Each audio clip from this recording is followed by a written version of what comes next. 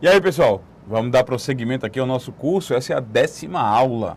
A gente terminou esse curso de conceitos iniciais e hardware na última aula, vendo o barramento de sistema, né? Então a gente viu que o barramento de sistema hoje é montado dentro do computador como o chipset, ok?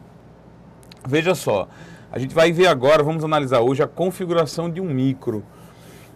A gente vai pegar uma lista de componentes de um computador, analisar o que é que significa cada uma das partes ali descritas, né? Eu vou lembrar de fazer alguns detalhamentos, mas claro, assim, com o intuito de fazer um curso enxuto, que não exagere no conteúdo, que não exagere na quantidade de conteúdo que você acha que precisa estudar, certo?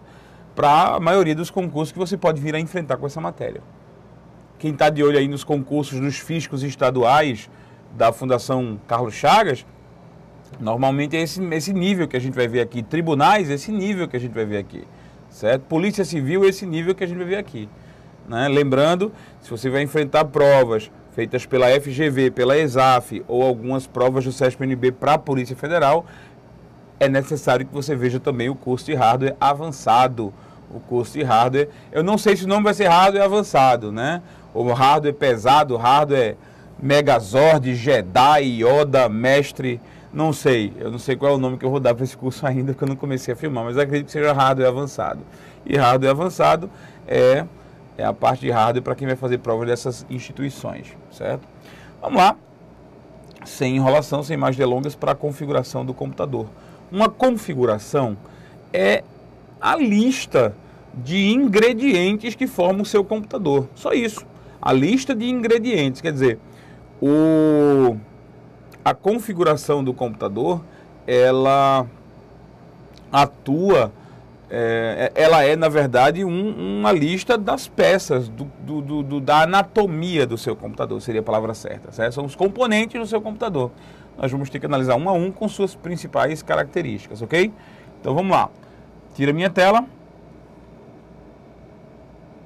E olha só, vamos lá. Um a um, vamos ver aqui. Vou trocar a cor da caneta para a gente poder enxergar melhor, né? Então, nosso primeiro parágrafo aqui, terceira geração do processador Intel Core i7 3770, e aí as características dele, né? Então, essa nossa primeira linha, a gente já sabe, ela está descrevendo o processador, ou seja, o cérebro do computador. Ele está se referindo a um processador da marca Intel, quer dizer, a fabricante, né, Intel. A gente já viu isso. E o modelo, um Core i7. Beleza, Core i7 é um processador da Intel. Não há necessidade, na minha opinião, de você sair decorando os modelos e tal, e vai lá no site da Intel e ver quais são esses modelos. Então não é necessário decorar. Tem uma listazinha, né, que você pode ter Core i7, Core i5, Core i3, Xeon, né, que é o Xeon e tal. Tem uma lista básica que você vê inclusive no livro de informática, eu listo essa lista. Mas, assim, marca e modelo não é mais cobrado em prova. Já foi cobrado em prova, mas hoje em dia não é mais, certo? Então, tá lá. O que é que nós temos aqui? 3770. 3770 é uma espécie de submodelo. Certo? Ou alguns gostam de dizer o seguinte, né? Alguns preferem dizer que Core i7 é a família do processador. É a família Core i7, e 3770 é o modelo. Tem gente que gosta de dizer isso, não. Isso não importa. Não importa, tá? Então esquece. Agora, o que está entre parênteses é justamente o conjunto de características desse modelo aqui, dessa referência 3770. Então veja, o nosso processador Core i7, ele tem 3.4 GHz de clock.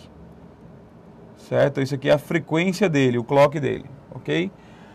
Ele vai até 3.9, ele consegue ir até 3.9 com essa tecnologia que a Intel criou, chamada Turbo Boost, certo? Então isso aqui é um adicional, é um turbo, né? Esse 3.4 virando 3.9, graças a essa tecnologia Turbo Boost aí, que é uma tecnologia da Intel, que aumenta o clock, aumenta a frequência dos processadores quando eles estão com muita tarefa, quando eles estão muito ocupados, certo? Então, serve até para você pesquisar na internet, vai lá no Google e bota Turbo Boost e você vai ver o que é que significa Turbo Boost, ok? É bom você, sei lá, bom não, né? Eu estou listando aqui rapidinho os conceitos que eu acho que podem cair, mas sinceramente, o Turbo Boost é uma coisa específica da Intel, né? Olha só, esse processador, ele consegue realizar 8 tarefas de uma única vez. Esse 8 threads significa 8 tarefas, 8 execuções de tarefas, de instruções de uma única vez. E ele tem 8 MB de cache. Vamos limpar aqui. Ele tem 8 MB de cache. Aí vem a minha pergunta. Essa pergunta é essa. Primeiro, ó, isso aqui está errado. Deveria ser escrito megabytes, porque B maiúsculo significa bytes. Aqui, do jeito como está escrito, a gente deveria ler como megabit. Na verdade, a gente sabe que as memórias, a memória cache, ela não é medida em bit, é medida em byte. A capacidade, só um lembrete, isso é bom até que eu vou limpar aqui a tela para lembrar isso para você, né? É bom. Olha só, a gente usa byte quando a gente quer medir capacidade, ou seja, o tamanho das memórias, certo? Capacidade. Normalmente a gente usa byte. A gente usa bit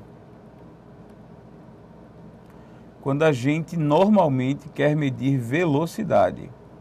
É por isso que a gente vê muito bits por segundo. A gente vê muito essa unidade de medida porque a gente usa mais para medir velocidade. Velocidade dos barramentos, velocidade da transferência da internet, velocidade da comunicação entre a CPU e a memória. Normalmente isso é medido em bits por segundo, ok?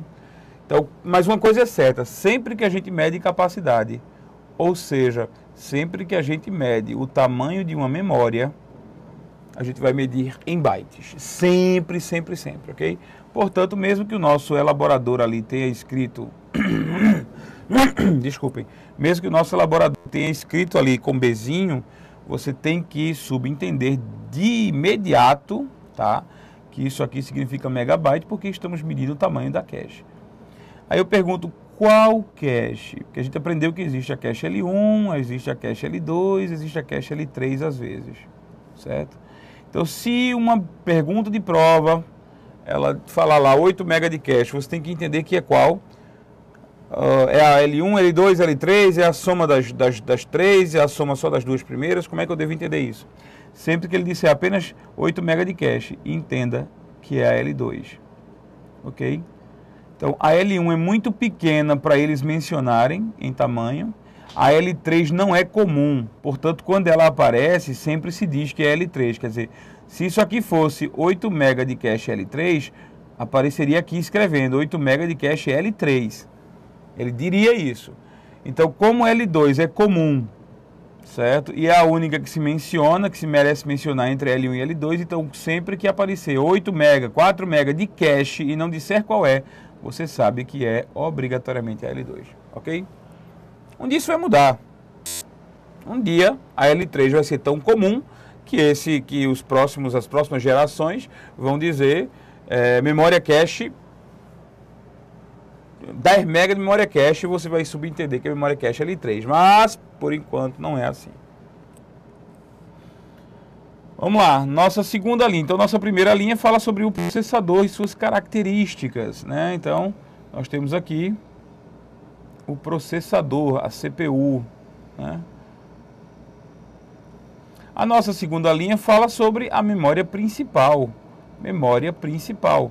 Nós temos aqui 16 GB de capacidade, então isso aqui é o tamanho dela, o quanto você comprou. Lembra, você compra quanta memória RAM você precisar. Lembra que eu falei muito nos exemplos de memória virtual, eu falei 4 GB, né, 2 GB, 8 GB, esse cara aqui exagerou e comprou 16 GB, ok? Do tipo DDR3, então olha só, tipo, esse aqui é o tipo da memória, né? DDR3 é o mais comum hoje em dia. Ele está especificando aqui que o cara comprou 4 pentes de 4 GB, então E aqui está o erro de novo, Bzinho minúsculo, né? Aqui ele acertou, mas aqui ele errou. Então 4 de 4 GB. Em outras palavras, o que está escrito aqui é isso, ó. Né? Fulano comprou 1, 2, 3, 4 pentes. Ele comprou 4 daquelas plaquinhas, lembra? As memórias principais são vendidas em plaquinhas, né? Essas plaquinhas a gente chama de pente. Então tá aqui, o cara, ele comprou 4 pentes, cada um desses pentes tem 4 GB, então aqui eu tenho 4 GB, aqui eu tenho também 4 GB, aqui eu também tenho 4 GB, aqui eu também tenho 4 GB. 4 GB vezes 4 pentes é o equivalente a 16 GB, como está anunciando lá, beleza? Existe duas outras características lá, é que uma delas é o Dual Channel. Está escrito lá que a memória está montada em Dual Channel. O que é Dual Channel? Dual Channel é uma forma de você montar as memórias em 2 barramentos diferentes. Então, na verdade, a comunicação com a memória, ela não acontece por meio de um barramento só. A comunicação com a memória acontece por meio de 2 barramentos diferentes. Como são 2 barramentos, a velocidade duplica, né? Então, Dual Channel significa 2 canais, porque na verdade essa memória que está sendo comprada, ela foi montada em 2 canais de comunicação diferentes, ok? E aí nós temos o seguinte, né? A nossa memória aqui, 16 GB é a capacidade, DDR3 é o tipo, 4 vezes 4 pentes de 4 GB, são 4 pentes de 4 GB, é a forma de montagem. Essa memória está montada com a tecnologia Dual Channel, através de 2 barramentos diferentes, certo? O que aumenta a velocidade, claro, são 2 canais distintos e isolados. E a nossa memória, ela tem 1600 MHz, ou seja, 1,6 GHz de clock. João, a memória tem clock? Claro que a memória tem clock. Ela tem seu próprio clock, né? Sincronizado com a placa-mãe quando comunica com ela.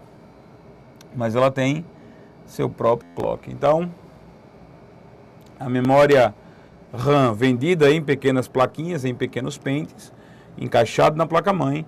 Essa memória aí é do tipo DDR3 com clock, frequência de 1600 MHz ou 1.6 GHz.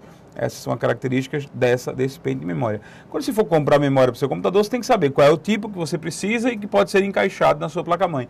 E qual é o clock. Obviamente, a sua placa-mãe não pode trabalhar com memórias com clock diferente do que foi fabricado para trabalhar com ela, com a placa-mãe, ok? Então, você tem que saber todas essas informações para poder comprar corretamente o seu computador, a sua memória RAM, ok? Vamos para o próximo componente. Então, nós temos o seguinte. O primeiro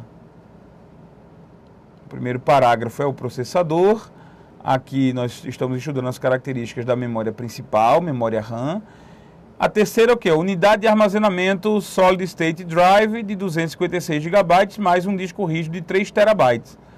Esse disco rígido de 3 TB, ele é do tipo SATA de 3 gigabits por segundo, ou seja, SATA 2, segunda geração do SATA, né? E ele tem 7.200 RPM, isso aqui é a rotação do disco, certo? Então, note bem, né? Nesse terceiro parágrafo, nós estamos descrevendo 2 equipamentos, mas ambos na mesma função, a função de disco rígido. Vamos listar os 2 agora, olha só. Primeiro, ele diz que nós temos um Solid State Drive, né? O que é um Solid State Drive ou SSD? SSD seria o equivalente a dizer um disco rígido de memória flash. Ou seja, um disco rígido sem a rotação. Aí eu tenho, e o outro equipamento que eu descrevo lá é um HD, né? Então, o outro equipamento que está descrito lá é um HD. O SSD tem 256 megabytes, ou desculpa, 256 gigabytes, certo? 256 GB de capacidade e o nosso HD tem 3 TB de capacidade, é o que está descrito lá, certo? O disco rígido, todo mundo sabe, ele é formado por pratos metálicos que são magnetizáveis. Esses pratos metálicos,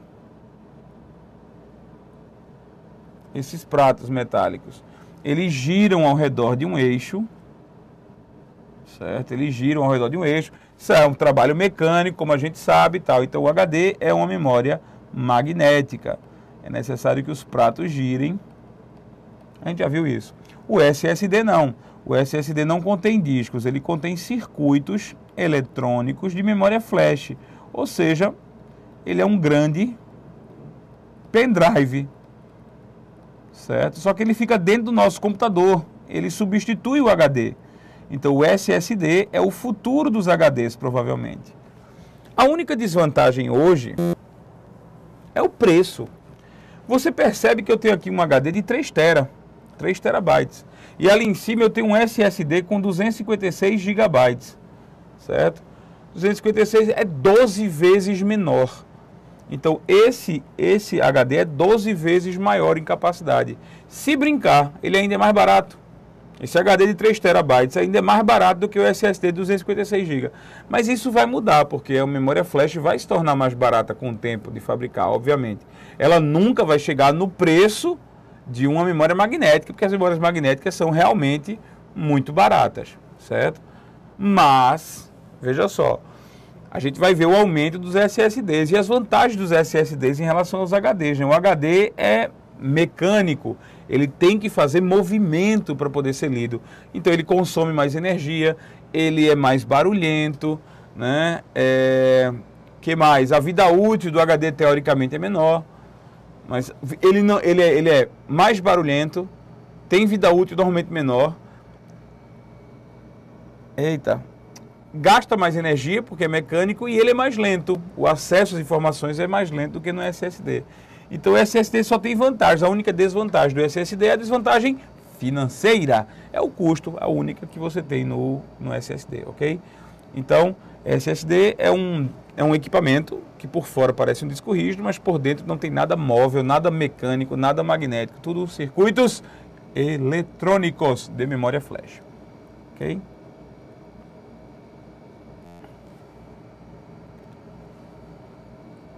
Então, novamente, processador aqui em cima, memória principal logo em seguida e as nossas memórias de armazenamento permanente, né? Esse computador que eu estou listando, ele tem duas, um SSD de 256 GB e um disco rígido de 3 TB. 7.200 RPM é justamente a rotação do disco, quer dizer, o disco, ele roda, ele gira 7.200 vezes a cada minuto. Certo? 7.200 vezes. Isso indica velocidade? É um dos fatores. Não é exatamente velocidade, mas é um dos fatores. Quer dizer, veja só. Um disco que gira a 7.200 RPM tende a ser mais veloz do que um disco que gira a 5.400 RPM. Né? Ele tende a ser mais veloz. Eu não posso garantir que ele vai ser veloz ou mais veloz, mas ele tem uma tendência a ser realmente. Ok? Portanto, esqueça. Se disserem para você 7.200 RPM é a velocidade do disco, não. 7.200 RPM é a rotação do disco, certo? Então, a rotação da parte que gira no disco rígido. Não indica uma taxa de transferência maior. Não indica 7.200 RPM é a taxa de transferência, é maior do que a de 5.400 RPM. Existe uma tendência a ser, mas 7.200 RPM não é taxa de transferência, não é velocidade de transferência, é rotação do disco, ok? Vamos para o próximo. A próxima linha da configuração, né? A placa de vídeo AMD Radeon HD 7870. Vamos lá. O que é a placa de vídeo? Vou desenhar aqui o seu computador. Está ligado a um monitor. O monitor, ele exibe as imagens que a gente vê, né? Como você está vendo essa imagem agora. Pois bem, a placa de vídeo é esse equipamento aqui. A placa de vídeo é o equipamento que constrói as imagens que você vê. As imagens que você está vendo aqui no seu computador, o texto do Word, a página da internet, tudo isso é construído por um equipamento chamado placa de vídeo, que está aqui dentro do seu computador. Ok? Perceba também o seguinte, ó, nessa nossa configuração, né, nós temos a AMD Radeon é a marca, fabricada pela empresa AMD, né, Radeon é uma família. HD 7870 é o modelo dela. Não é necessário estudar modelos de placa de vídeo para concurso. Modelo de placa de vídeo só presta, só serve, só interessa a quem joga no computador, só, ok? Não é necessário se preocupar com o modelo de placa de vídeo para concurso, é só saber que isso existe. Essa nossa placa de vídeo, ela tem 2 GB de memória de vídeo. Memória de vídeo. Lembra, memória de vídeo é o quê? É aquela memória RAM que vem junto com a placa de vídeo, aquela memória RAM que está dentro da placa de vídeo e que guarda as imagens que você está visualizando. As imagens que estão aparecendo no seu monitor são guardadas dentro da placa de vídeo. A forma da imagem é guardada na placa de vídeo, ok? Então, olha que interessante, as placas de vídeo sempre foram muito, vamos dizer assim, vanguarda no que diz respeito à qualidade e o tipo da memória. A gente está usando a DDR3 na nossa memória RAM principal, hoje na geração DDR3. As placas de vídeo já estão usando memória DDR5 nas placas de vídeo, tá? Então isso é memória da placa de vídeo, ou chamada memória de vídeo. 2 GB de memória de vídeo é uma senhora memória, viu? O cara que compra uma placa dessa, o cara que compra uma placa de vídeo dessa, quer saber de jogar. E vai ser o seu caso, talvez, quando você passar no seu concurso, que não tiver mais preocupação, vai lá segunda a sexta, auditor fiscal, analista do tribunal, técnico do tribunal, não vai se preocupar, vai estudar, passar o resto do dia estudando, né, de noite estudando, vai para o seu trabalho, obviamente, e no sábado e no domingo vai jogar, certo? Um excelente jogo para você testar essa placa de vídeo é o jogo Diablo 3, é muito divertido, muito legal de jogar em rede com um bocado de gente, ok? Então, memória de vídeo. E aqui nós temos uma característica que normalmente não é mencionada nem para quem compra, tá? Mas 256 bits. 256 bits é a palavra da placa de vídeo. Ou seja, a quantidade de informação que ela pode manipular de uma vez, certo? Então, assim, 256 bits é a palavra dessa placa de vídeo, tá? É a quantidade de informação que ela pode manipular de uma vez só. Manipular de uma vez. De uma vez só consegue manipular 256 bits, ok? Essa é a palavra da nossa placa de vídeo. É uma informação que, sinceramente, não vai nem vem, ok? Ela não vai influenciar muito na sua prova, porque é pouco provável que se pergunte isso. E é pouco provável que você leia isso em configurações, é muito pouco provável. É uma característica realmente muito técnica. Vamos lá para o próximo parágrafo aqui. O próximo parágrafo conta com os equipamentos de disco óptico, tá? Os equipamentos de disco óptico, né? Gravador de CD, DVD dupla camada e gravador de Blu-ray, certo? E aqui as velocidades para cada tecnologia. Então veja só, é um equipamento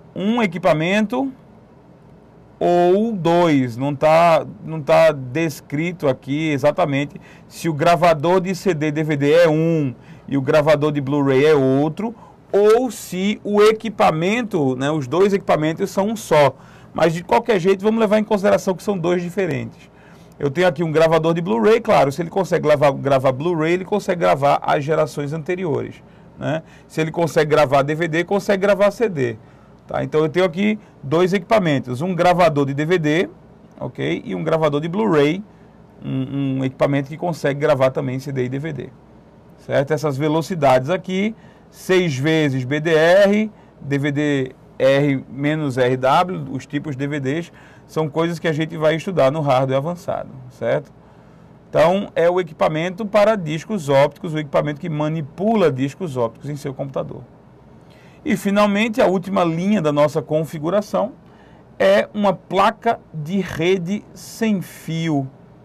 Olha só, é uma Dell Wireless modelo 1703, 802.11. Só um detalhe, vamos limpar aqui, que eu gosto de limpar isso. Sempre que você ler a expressão 802.11, isso é sinônimo de Wi-Fi. Wi-Fi é sinônimo de rede sem fio, certo? Então, 802.11 é o nome técnico das redes Wi-Fi. B, G e N são subtipos da 802.11, certo? Vamos entender aqui a 802.11, tanto B quanto G quanto N, olha só. 802.11b. A primeira geração das redes sem fio transmitia a 11 megabits a cada segundo. Então é a primeira geração das redes sem fio aqui no Brasil. 802.11g. A segunda geração das redes sem fio transmite a 54 megabits por segundo. E agora a última versão, não é a última, é a última mais comum, é 802.11n, certo? A 802.11n, ela consegue supostamente 300 megabits por segundo de velocidade. Então essas são as características da rede 802.11n, porque 802.11 significa Wi-Fi, certo? Rede sem fio. Então, se você compra, o que está escrito nesta configuração, o que está escrito aí nessa configuração é que a placa de rede sem fio desse computador que a gente está analisando, ela consegue se comunicar nas 3 gerações. Vamos supor, é um laptop. Se ele entrar num prédio onde se usa uma rede 802.11n, ele vai conseguir conversar com ela. Se ele entra num prédio onde a rede que está sendo utilizada é 802.11g, ele vai se comunicar com ela. Se ele entra no prédio e a rede daquele prédio é uma rede antiga, 802.11b, a placa de rede deste laptop que a gente está analisando também consegue conversar com ela. Então, BGN significa, sou N, mas posso conversar com quem é B e com quem é G, ok? É isso que significa. Portanto, com isso a gente finaliza aqui a nossa configuração do computador, analisando algo. Sim, só um detalhe, esse Bluetooth, né? Bluetooth é uma tecnologia, é uma espécie de barramento sem fio, tá? Barramento sem fio. É uma tecnologia para ligar periféricos. No computador, alguns periféricos como teclado, mouse, certo? Eles podem ser ligados via essa tecnologia aqui, Bluetooth, tá? O Bluetooth não é um concorrente da Wi-Fi. A Wi-Fi é para fazer redes de computadores. O Bluetooth é o que a gente chama para fazer PAN, que significa rede pessoal. A gente vai estudar isso melhor, vamos analisar isso melhor na aula de hardware avançado. Mas o que importa, essa placa aqui, que está sendo descrita, ela tanto serve para comunicação na rede Wi-Fi, que é para fazer redes de computadores, como para comunicar com periféricos através da tecnologia Bluetooth, ok? Então, esta é a informação final da configuração de computador que a gente está mostrando aqui, certo? Vamos mergulhar aqui, eu acho que deu algum problema, talvez até tenha feito barulhinho, tá? Me desculpe se fez barulhinho.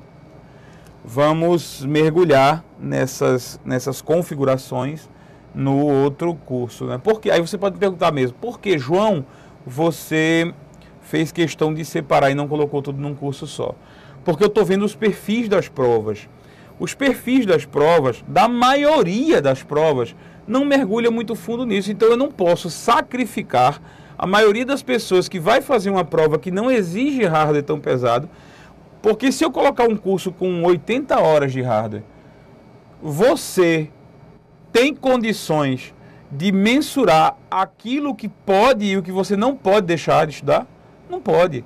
É aquela história, se eu te der 30 horas de informática, você jura que precisa de todas as 30 horas. A ideia é essa, ó, se você vai fazer um concurso basicão, só esse curso de conceitos iniciais serve. Se você vai fazer um concurso mais pesado, vai ter que estudar hardware no segundo módulo, que é o módulo mais avançado, certo? E eu vou tentar fazer isso com todos os módulos daqui para frente. Todos os módulos que mereçam esse tipo de coisa, eu vou fazer daqui para frente, ok? Bom, com isso a gente conclui mais uma aula, a 10ª aula a gente concluiu. Fica com Deus. Até a próxima aula. Na próxima aula a gente vai terminar com um pouco de software, certo? Apesar do curso ser hardware, mas na próxima aula a gente vai terminar conceitos de software, que é importante também se levar para a prova, já que mistura um bolo só. Normalmente, nos editais, o que você encontra é um tópico que diz assim: conceitos básicos de hardware e software. Esse curso vai servir para isso, ok? Esse curso vai servir para abranger conceitos básicos de hardware e software, ok? Na próxima aula a gente se vê, se Deus quiser. Fica com Deus. Muito obrigado pela tua colaboração, muito obrigado sempre pelo apoio ao Eu Vou Passar. Obrigado por ajudar a fazer este projeto, que na minha concepção é o projeto mais... Eu sou suspeito para falar, obviamente, né? Mas é o projeto mais louvável para concurso público que existe. Tá? Porque a gente prova que você não precisa arrancar o couro, pagar os olhos da cara para poder ter um treinamento de qualidade, para poder ter uma preparação de qualidade para concursos. Não é necessário.